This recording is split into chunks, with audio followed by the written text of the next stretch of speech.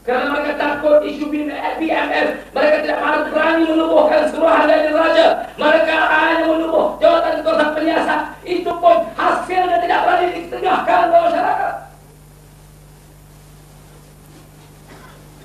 Kalau mereka benar, kenapa mereka takut? Sedangkan peristiwa atau isu bank rakyat, pengkhianatan yang dilakukan atas bank rakyat yang hanya melibatkan uang 5-6 juta ringgit, sanggup mereka tubuhkan suruhan dari raja, suruhannya bebas, dan membuat laporan ke parlemen. Karena pada waktu itu mereka yang diperankan pihak yang menang. Kenapa peristiwa yang telah mengorbankan 14 jiwa orang-orang kampung yang tidak berdosa, termasuk guru mereka Syahid Ibrahim Mahmud dan 4 anggota polis, mereka tidak sanggup menemukan serangan di raja bagi membuat penyiasatan yang lengkap dan menyeluruh dan mengungkapkan kenyataan-kenyataan kepada rakyat dengan cara yang bebas.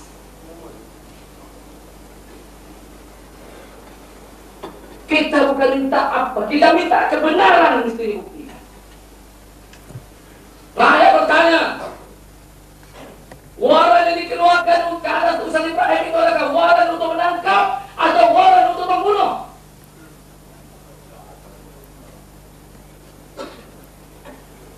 Section yang dibacakan, section akta jenayah yang dibacakan untuk menangkap Ustaz Ibrahim Mahmud Asy-Syahid rahimahullah, section itu semuanya tidak boleh membawa hukuman bunuh. Kita mau bertanya, siapakah yang mengeluarkan arahan untuk menembak? Setan. Ustaz setan. Sebab itu kita mendesak dalam kenyataan kita, Menteri Dalam Negeri mesti meletakkan jawatan. Bekas ketua pengarah, ketua polis negara pemangku, ketua polis negara mesti meletakkan jawatan. Walaupun dia telah bersalah, dia mesti dipanggil semua ke mahkamah.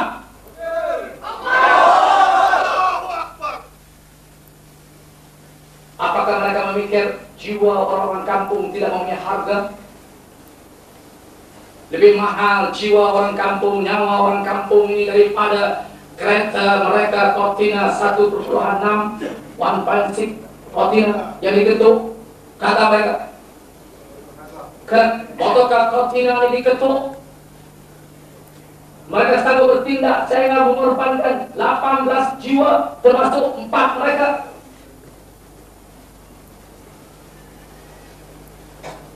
Dan peristiwa 20 hari bulan Oktober yang disebut oleh Menteri Dalam Negeri dalam kenyataan awalnya, peristiwa itu telah kita dengar dan kita telah baca kenyataan Ketua Polis Negeri Kedah yang menafikan adanya peristiwa itu.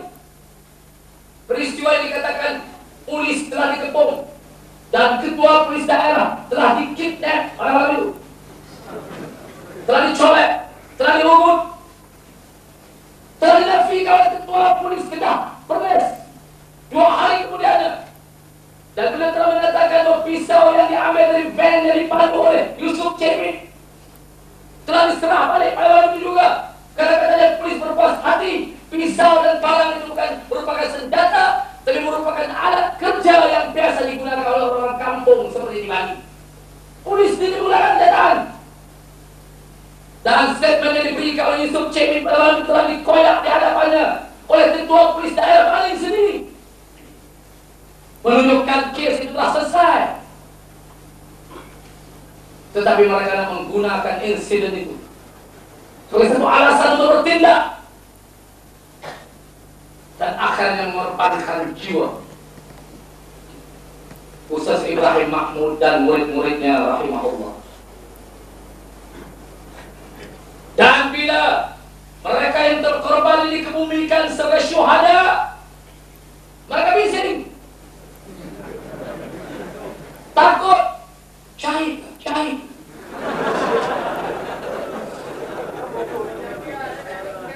Kalau Ustaz Ibrahim Mahmud dan murid-muridnya syahid, kita mana?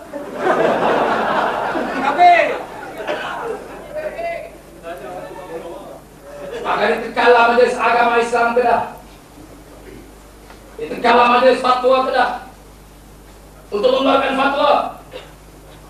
Majelis Fatwa kami tidak akan membuat sebarang fatwa kecuali sekiranya ada permintaan rasmi. Juga begitu anu.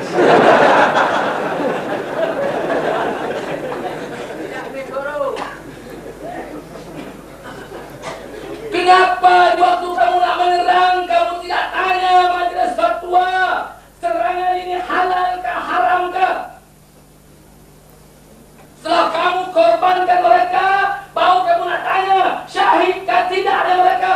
Kenapa sekarang kamu nak tanya pendapat agama, sedangkan waktu kamu bertindak, kamu tak tanya fatwa agama? Amin. Macam Presiden Sadat.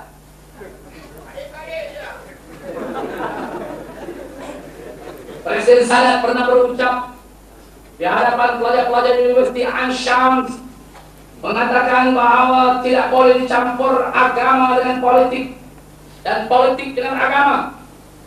Tak boleh campur. Walaupun Islam tidak boleh dipisahkan dari politik, tapi tidak boleh dicampur aduk antara agama dan politik. Bercakap aja om, tengok. Tetapi apabila dia telah membuat satu perjanjian damai dengan Israel, dengan Yahudi, perjanjian dikendali dengan Camp David, dia bertanya Syekh Azhar, apa pendapat Islam mengenai perdamaian ini?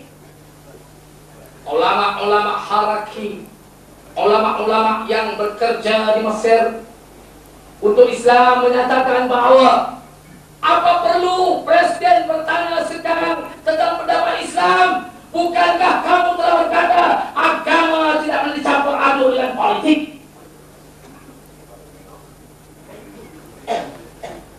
Peduli apa kamu? Orang nak kemui kalau Ustaz Ibrahim Mahmud dan murid-muridnya sebagai syuhada atau tidak? Apa kamu peduli? Karena kamu telah menyatakan agama tidak boleh dicampur aduk dengan politik. Kamu kata, sekarang pendapatnya apa?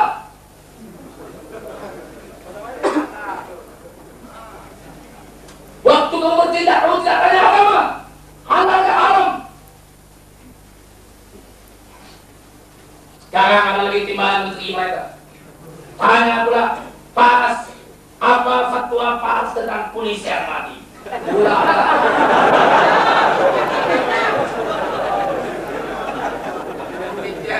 Mana boleh ada dua-dua pihak syahid?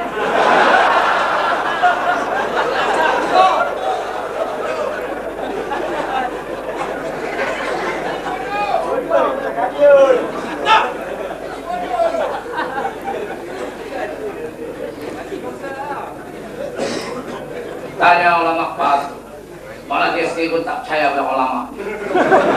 Kita tahu mereka telah bawa seorang tuk guru daripada Kedah, seorang tuk guru yang sudah usul, yang pendengarannya pun sudah tak betul lagi. Dibawa ke televisyen dan telah dibuat rakaman untuk menyatakan Ustaz Ibrahim Mahmud itu tidak syahid. Kita tunggulah 3-4 hari lagi barangkali akan dikeluarkan tayangan ini. Kecuali jika sekiranya mereka fikir mereka malu nak tayang kerana nampak sangat diperalat seorang yang sudah usul. Bukan orang lain dengan saya, Pak Penakan.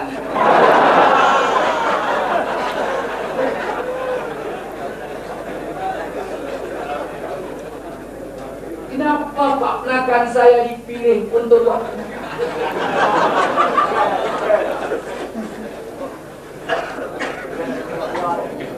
Kalau mereka tidak tayang, itu maknanya mereka sudah fikir bahwa orang takkan percaya. Kita sebut awal lagi sebelum mereka tayang, tapi rakaman sudah dibuat.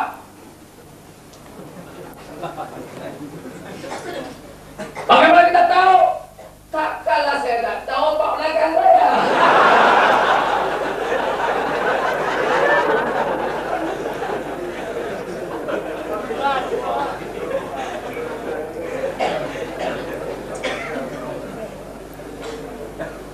Apa pegang kunci?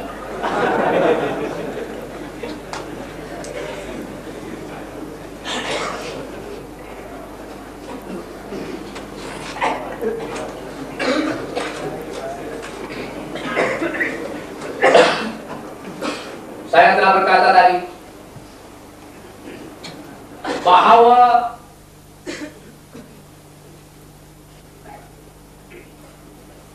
penjelasan tentang peristiwa ini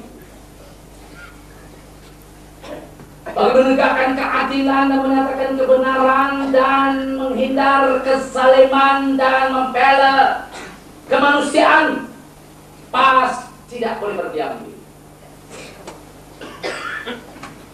Sama ada orang nak terima atau orang tak terima, menjadi kewajiban kita sebagai sebuah gerakan Islam untuk menyatakan yang hak. Kalau itu kita lihat seluruh gerakan Islam di dunia mendedahkan kezaliman yang dilakukan atas mereka. Al-Ikhwan Muslimun di masa yang mendedahkan kezaliman yang dilakukan atas mereka. Ikhwan Muslimun di Suriah mendedahkan kezaliman yang dilakukan atas mereka. Al-Ikhwan Muslimun di Irak mendedahkan kezaliman yang dilakukan atas mereka. Bagaimana kita sebagai satu gerakan Islam boleh menutup kezaliman ini?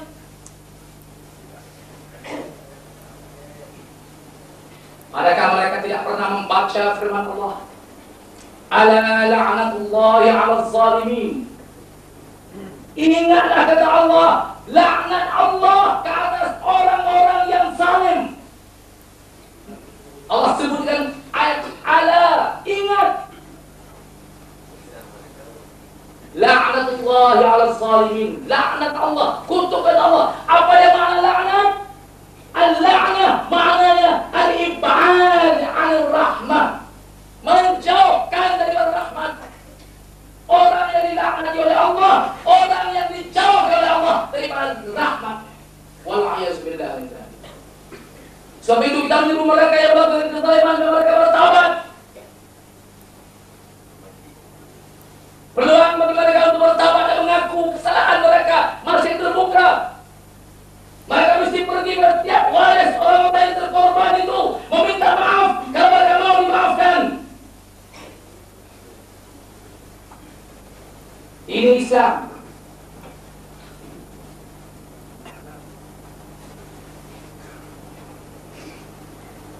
Adakah kita mendengar waktu mereka menembak dan menangkap Botak Chin, maka turut ditangkap sama istri dan anak-anak dan ibu bapak Botak Chin?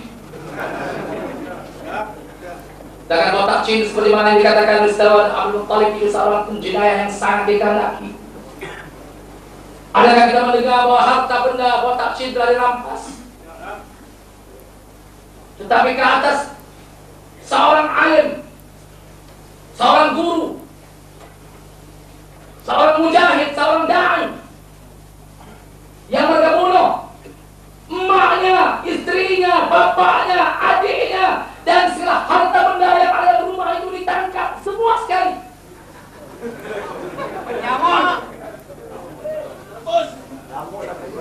Waktu saya pergi ke kawasan itu selepas lebih kurang 6 hari dari peristiwa itu, dan waktu kami singgah di madrasahnya, kami lihat tidak ada orang-orang lelaki yang datang menemui kami, kecuali yang masih muda, yang masih kecil, dan beberapa orang muslimat. Karena orang-orang lelaki telah pun ditangkap. Para muslimat itu memberitahu kami. Sebab kami bertanya, bagaimana boleh terdapat ramai wanita di rumah Ustaz Ibrahim Mahmud yang dikatakan sebagai perisai itu? Mereka memberitahu kami, sebenarnya Ustaz, apabila kami melihat truk polis berderet-deret dengan anggota polis yang begitu ramai yang tak pernah kami saksikan kecuali di zaman darurat, kami turun mendukung anak-anak kami, merayu mereka ke jangan menangkap guru kami. Kami ditolak, sehingga sebagian kami terbanting keluar dan sebagian terus sampai ke rumah Ustaz Ibrahim. Bukan Ustaz Ibrahim yang peralatkan kami, kata mereka. Kami yang merayu supaya mereka jangan menangkap guru kami. Seorang muslimat memberitahu kami, memberitahu kita bahwa anaknya yang berumur 3 tahun yang didukung dan turut bertakbir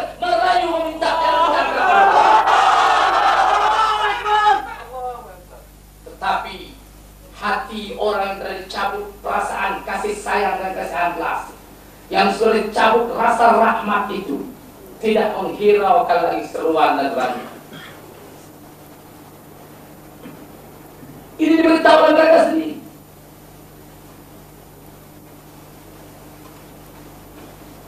Kenapa keluarga Musa Ibrahim ditangkap? Kenapa seluruh mereka? Kalau kamu mengatakan kamu hanya anak mencari orang-orang yang kamu sifatkan sebagai penjara, kenapa semua orang ditangkap? Dan siapa yang disebutkan sebagai penjara? Apa penjara yang mereka lakukan?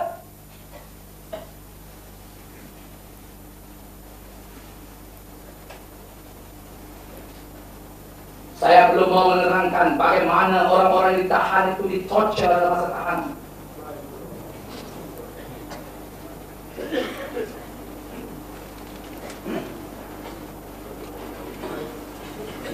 Karena kita nak menunggu perbicaraan pada 26 hari bulan Januari. Perbicaraan awal, perbicaraan habeas corpus. Saya tak tahu benda habeas corpus. Ya. Dia bernama habeas corpus lah. Gua malah. Satu tuntutan daripada mahkamah untuk mengisytiharkan pembebasan kepada orang-orang yang jahat.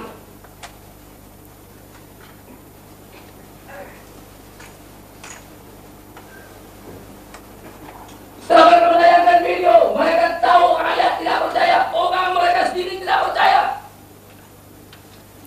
Ramai kita temui orang-orang UMNO yang mengatakan ini satu tindakan yang zalim dan kami tidak boleh terima.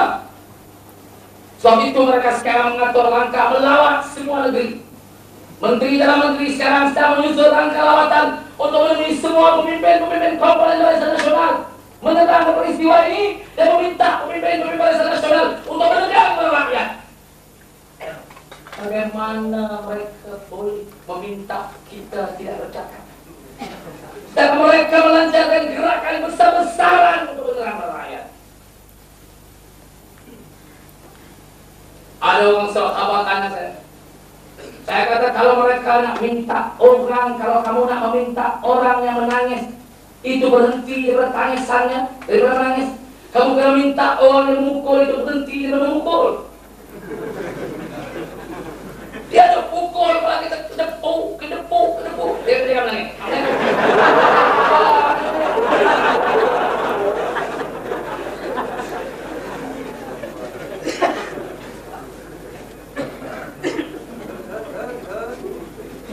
Dan ini lebih daripada peristiwa memukul. Dikaitkanlah dengan apa yang dikatakan amanat Saudara Haji Abdul Hadi. Ustaz Abdul Hadi. Oh, Ustaz Ibrahim ini dipengaruhi oleh amanat Ustaz Abdul Hadi. Seperti saya katakan semalam, saya bimbang. Ustaz Abdul Hadi disebutkan berkata dalam sedutan ucapannya.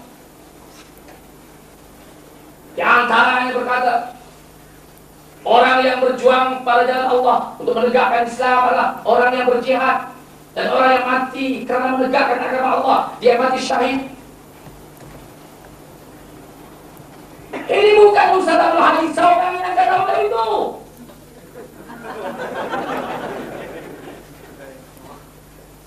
Tidak pernah mereka membaca ulama-ulama yang lain yang muktabar. Di antara ada ulama baru, ada ulama lama. Tidakkah pernah mereka baca Ra'i'ul Bayan, tafsir ayat al-ahkam oleh Syekh Ali As-Sabuni umpamanya, yang mengatakan sesiapa yang berdakwah untuk Islam, dan kalau ia dihalang dan halangan itu membawa ia terbunuh, maka orang yang berdakwah itu mati syahid. Tidakkah pernah mereka membaca kitab Ibn Qudamah? Dalam Ibn Qudamah, kitabnya yang bernama Al-Mughni Ibn Qudamah, dalam mazhab Imam Ahmad Ibn Hanbal radhiyallahu anhu, bahwa sesiapa yang dibunuh kerana secara inaya, zulman, man qutila zulman, sesiapa yang terbunuh secara inaya. Karena dia tidak melakukan pelanggaran, dia tidak menceramah orang lain, dia tidak keluar dari rumah dan kampungnya, dia dibunuh dan kampungnya. Kata Ibnu Qudamah, sesiapa yang dibunuh secara inaya, ada dua pendapat ulama. Satu mengatakan orang ini dikira syahidul akhirah dan ianya tidak dihubungkan dengan syahidul mu'tarak. Dia tidak dihubungkan dengan orang yang syahid dalam medan peperangan, tetapi dia akan memperoleh pahala sebagai seorang syahid. Maka orang ini, kata Ibnu Qudamah, fayughsal wa yusalla alaih, dimandi dan disembahyangkan. Yang kedua, kata Ibnu Qudamah, pendapat yang kedua, orang yang terbunuh secara inayah ini, maka fayuhmal atau fayulhaq bi syahidil mu'tarak, maka ia dihubungkan dengan orang yang gugur sebagai syahid di medan pertempuran. Fala yughsal wala yusalla alaih, maka tidak boleh dimandi dan tidak boleh disembahyangkan. Syahid mereka adalah syahid dunia wal akhirah. Ini kata Ibnu Qudamah. Waktu Mahathir tiba-tiba mengatakan, apa syahid? Bacakan kitab Ibnu Qudamah. Saya baca kitab Ibnu Qudamah. Kita apa boleh baca?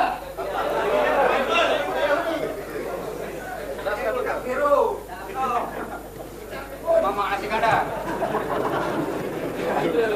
Waktu ya.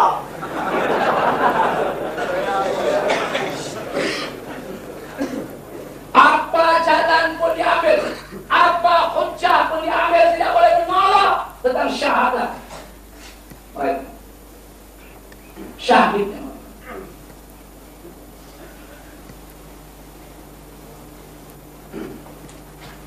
Kecuali pengampung-pengampung mereka.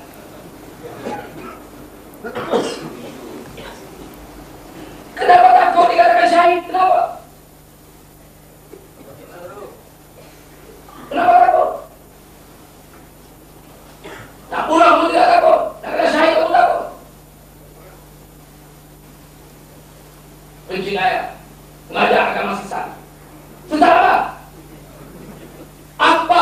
Selama 7-8 tahun Ustaz Ibrahim berada di kampungnya, setelah balik daripada Kuala Lumpur, setelah berkhidmat di pusat Islam sebagai pendakwah, boleh pulang ke kampungnya selama 7 atau 8 tahun mengajar di kampungnya, berceramah di kampungnya, di seluruh negeri kita, Perlis, Pulau Pinang, Perak, Kelantan, Terengganu.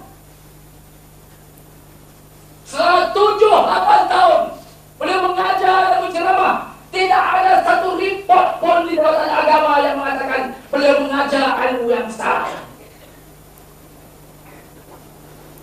Kalaulah ada, tentu segala JKK yang kaya ke kampung telah buat report. Tak ada.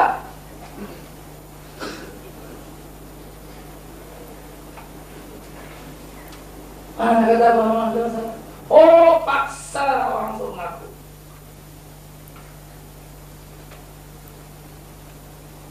Tayang lama lagi.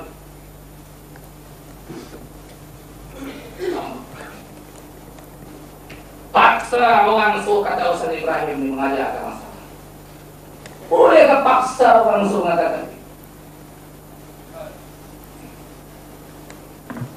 Oh, bila tak percaya begitu, saya dipengaruhi oleh amanah Haji Amrul Halim. Keluarlah suara sumbang pemimpin UMNO. Sebagai pemimpin UMNO, mesti tangkap Ustaz Haji kata mereka.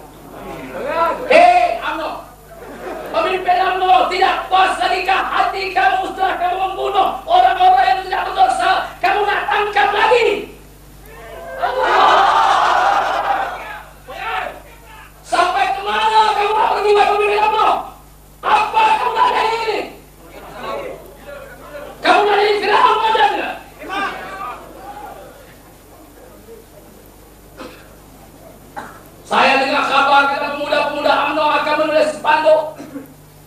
Musailmah menangkap Ustaz Abdul Hadi, apabila Musailmah akan melawan Kelantan. Ini berita yang saya dengar. Wah, Kapri.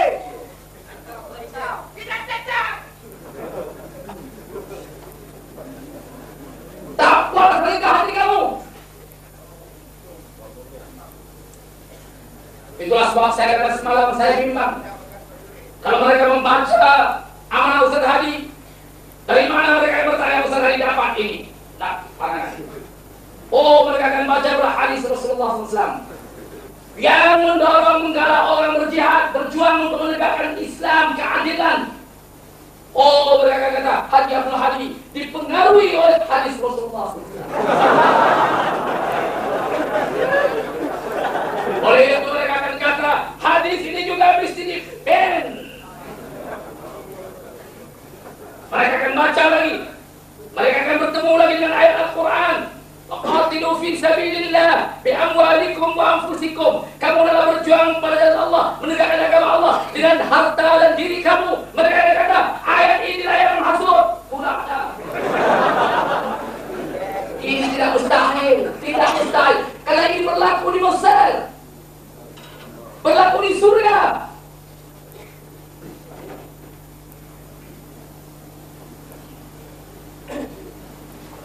Berlaku di Arab. Mereka lakukan ini semua. Satu binatang ini dibawa oleh Musailmah kepada akhbar-akhbar, wartawan-wartawan asing dalam negeri dan dalam negeri, mengingatkan tentang tok-tok guru yang berbahaya, kata dia. Ini menandakan bahwa sifat mereka yang asal, sikap mereka, kedengkian mereka, kebencian mereka kepada para ulama. Yang berkata ini bukan tok-tok guru, ini adalah tok-tok guru politik. Apa dia fikir dia menjadikan ulama-ulama Islam ini macam sami-sami yang mengasingkan diri dalam kue, macam padri-padri yang mengasingkan diri dalam gereja-gereja? Ini bukan sikap ulama Islam. Ulama Islam adalah ulama yang keluar menyatakan yang hak, memperjuangkan yang hak, menegakkan yang hak. Ini ulama Islam. Takbir. Kalau ada ulama yang berkata wujub tatbiq syariat Islamiyah, wajib melaksanakan syariat Islam, mereka akan berkata haza alimun siyasi, ini alim politik. Tapi kalau ada ulama yang mereka berkata wujub ta'ati ulil amri mahma kan, wajib mentaati ulil amri walau bagaimana sekalipun asi, derhaka, maksiat, fasik, zalimnya ulil amri itu wajib taat juga. Mereka akan kata hadza alimun diniyun asli, ini kata mereka ulama agama yang pure.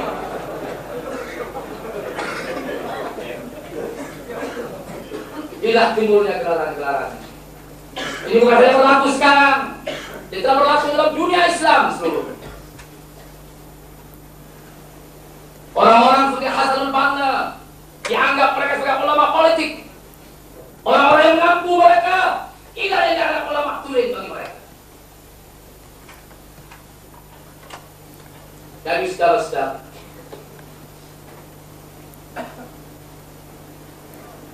saya bersyukur kepada Allah Subhanahu wa Ta'ala karena